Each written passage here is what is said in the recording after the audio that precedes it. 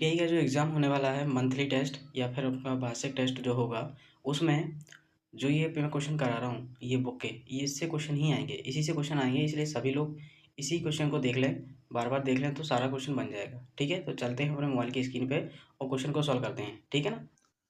Test के लिए WCS का ये सेशन है, WCS का वीडियो है। WCS के जो क्वेश्चन आने हैं टेस्ट में वो भी देख लेते हैं, जो आपके फाइनल पेपर में आएंगे वो भी इधर ही आएंगे। तो हम देख लेते हैं। देखो, CGS पद्धति में द्रव्यमान की इकाई क्या होगी। CGS पद्धति में द्रव्यमान की इकाई क्या है, हमें ये देखना है। तो CGS में द्रव्यमान की पूछ रहा है, तो देखो CGS में C क्या है, सेंटीमीटर है, G क्या है, ग्राम है, S क्या है, सेकंड है। तो हम द्रव्यमान को ग्राम में नापेंगे, तो इसका आंसर तो ग्राम हो गया। लंबाई का मात्रा क्या है, सेंटीमीटर है, और समय का मात्रा क्या है, सेकंड है।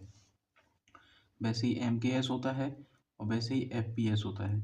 सभी में ये M क्या है, मीटर है, ये क्या है, किलोग्राम है, ये सेकंड है।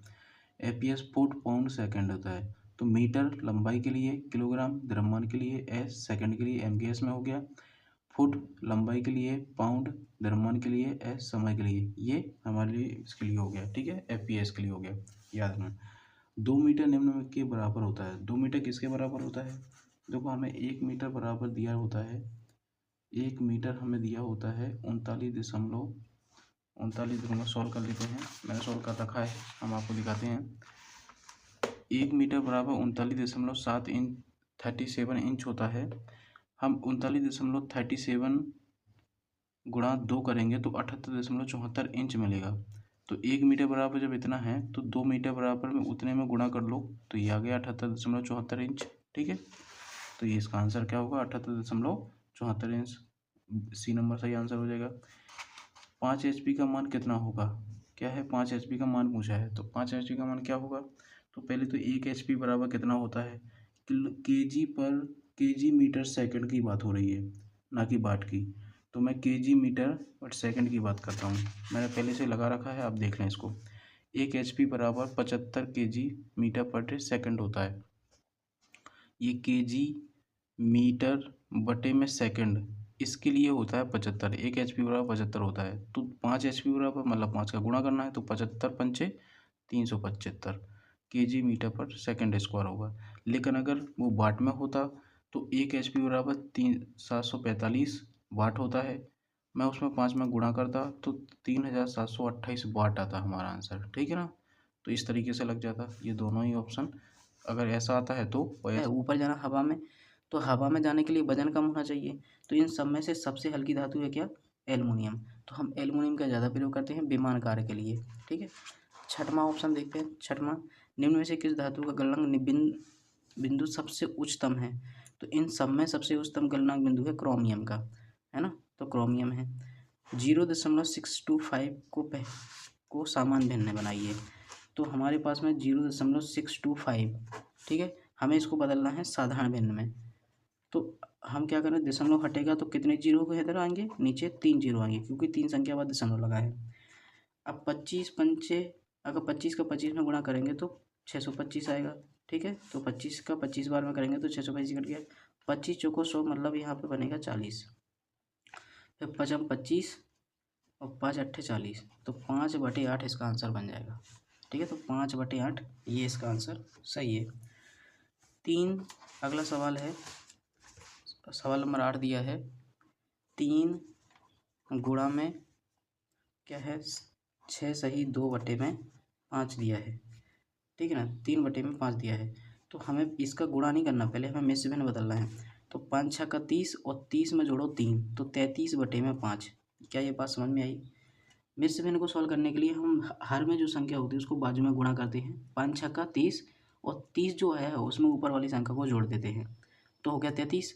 30 में 3 जुड़ा तो 33, और नीचे की संख्या जैसी है वैसी रहने देते हैं। फिर ऊपर वाली संख्या में इसका गुणा कर लो, तो 99 बटे में क्या आएगा, 5 आंसर आ जाएगा। तो यहाँ कहीं 99/5 दिया है क्या, नहीं दिया है। अब हमें क्या करना है, या तो ये आंसर यही होगा, आंसर नहीं है तो हम 99 में हमें 5 का भाग देना है। 99 में क्या देना है, 5 का भाग देना है, तो 5 का भाग देते हैं। 5 एकम 5, 9 में गया तो यहाँ 4 बची। अब 5 नाम 45, 5 नाम 45 मतलब 9 बार गया, और 45 यहाँ आएंगे तो यहाँ 4 बचेगा। कहीं ना कहीं हमारा आंसर क्या बनेगा, 19 वाला। तो यहाँ 19 कहाँ है, बाहर, ये है 19। तो 19 सही क्या बनेगा 4/5, ठीक है ना, ये आंसर बनेगा। क्योंकि जो भागफल होता है वो सही में आता है, जो शेषफल होता है वो ऊपर जाता है, और जो इसे भाग देते हैं वो नीचे आता है। तो इस तरीके से हमारा ऑप्शन नंबर डी सही हो जाएगा, ठीक है। अब हमारे पास में 16 सही 3/5 को क्या करना है, हमें उचित भिन्न बनाना है।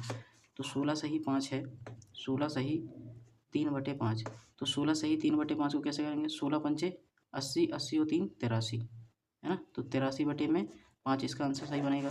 तो क्या है, 9वें का आंसर क्या बन रहा है, 9वें का आंसर बन रहा है डी नंबर, इसका भी बन रहा है, ठीक है ना।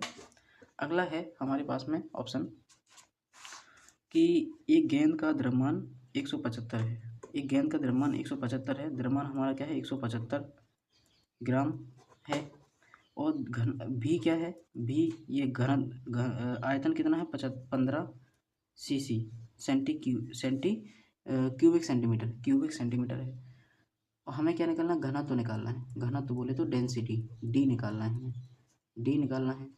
तो इसके लिए हमने सवाल ये लगा रखा है कि डी बराबर होता है m/v, डी बराबर क्या होता है m/v, मास बटे में वॉल्यूम, द्रव्यमान बटे में आयतन होता है। तो जी में हमें m का मान भी दिया है और v का मान भी दिया है, तो हमें इनके मान रख देना जहाँ की तहाँ ऊपर, फिर 15 का भाग देंगे तो 11.66 आंसर हो जाएगा। क्या है 11.66 ग्राम बटे में सेंटीमीटर क्यूब आंसर आ जाएगा, ठीक है। मैंने ये लगवा रखे क्लास के अंदर, वो डाउट आता है तो पूछ लें, कमेंट बॉक्स में कमेंट कर दे। अगला क्वेश्चन है हमारे सामने 11वां नंबर क्वेश्चन। 11वां नंबर क्वेश्चन क्या है, वह गुण जिसमें परिमाण और दिशा दोनों की आवश्यकता होती है तो सदिश राशि कहलाती है, ठीक है ना। ये क्वेश्चन थोड़ा सा अलग है ना, वैसे तो ज़्यादा कुछ है नहीं। उसके बाद में लिखा है एक रेलगाड़ी 1500 किलोमीटर की दूरी 50 घंटे में तय करती है, तो रेलगाड़ी की औसत चाल क्या होगी। तो भैया एक सवाल ये छोटा सा है, जैसे हमें बताया चाल बराबर क्या होता है, चाल बराबर दूरी बटे समय होता है, चाल बराबर दूरी बटे समय होता है। चाल रेलगाड़ी 1500 किलोमीटर की दूरी, तो 1500 किलोमीटर क्या हुई 1500 दूरी हुई, और फिर क्या है समय कितना लग रहा 50 घंटे, तो सीधा सीधा भाग दे दो, 5×3 = 30 किलोमीटर बटे में घंटा, ये क्या आ जाएगा तुम्हारा आंसर आ जाएगा। आंसर इस तरीके से, क्योंकि हमें देखो दूरी तो दी है 1500 और 50 घंटे हमें समय दिया है, और सूत्र होता है चाल बराबर दूरी बटे समय, तो दूरी हमें 1500 दी थी और समय हमें क्या दिया था 50 दिया था, इस हिसाब से हमारा आंसर 30 किलोमीटर प्रति घंटा आ गया। अगला सवाल देख रहा हो 13 नंबर का, जिसमें लिखा है 5 अंडर रूट के अंदर 25 प्लस 25 माइनस के 5 अंडर रूट 25, तो माइनस का वो माइनस का ये प्लस का, ये प्लस का ये माइनस का, तो ये तो दोनों तो कट गए, बचा क्या है 25, और जब 25 खाली बचा है और 25 का अंडर रूट क्या बनेगा 5×5, है ना। तो बाहर क्या निकल के आएगा 5 ही तो आएगा, क्योंकि पेयर तो नीचे अंदर बन रहा है, तो ये 5 बाहर आ गया, तो आंसर क्या बनेगा डी बनेगा, ठीक है। अगर डाउट हो तो कमेंट कर देना। 14 नंबर ऑप्शन, 14 नंबर में क्या लिखा है, अंडर रूट के अंदर 144 लिखा है, बटे में अंडर रूट के अंदर 16 लिखा है, तो 144 किसका है, तो 12 का स्क्वायर है, और 16 किसका स्क्वायर है 4 का है, तो इस हिसाब से क्या बनेगा ये 12/4, इसको आंसर है नहीं 4 × 12, तो 3 आंसर इसका हो जाएगा, तो आंसर नंबर बी सही हो जाएगा, ठीक है।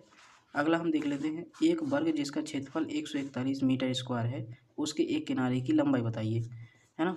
तो वर्ग का क्षेत्रफल क्या होता है, क्षेत्रफल बराबर वर्ग का क्या होता है, ये हमें दिया है 44 मतलब 441 मीटर स्क्वायर दिया है, तो क्षेत्रफल होता है इसका ए स्क्वायर बराबर में ये दिया है हमें, ठीक है। अब इसका स्क्वायर यहाँ से इधर जाएगा तो इसके ऊपर अंडर रूट लग जाएगा 441 के ऊपर, 441 किसका स्क्वायर होता है 21 का, तो आंसर क्या होगा 21 आंसर हो जाएगा, है ना। इस तरीके से इसको सॉल्व कर लेंगे।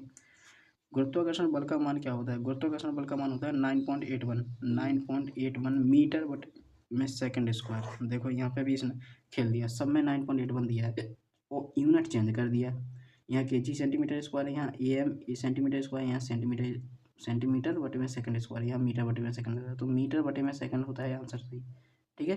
तो ये बी नंबर ऑप्शन सही है, ध्यान देना बात, 9.81 मीटर बटे में सेकंड स्क्वायर होता है गुरुत्वाकर्षण का मान, ठीक है। तो ये हमारे 16 क्वेश्चन हो गए, इसके बाद में अगली वीडियो में करा देंगे, ठीक है। ये सभी मंथली टेस्ट में आएंगे, करना जरूरी है, एक बार समझ में आया दूसरा देख लो वीडियो समझ में आ जाएगा, ठीक है।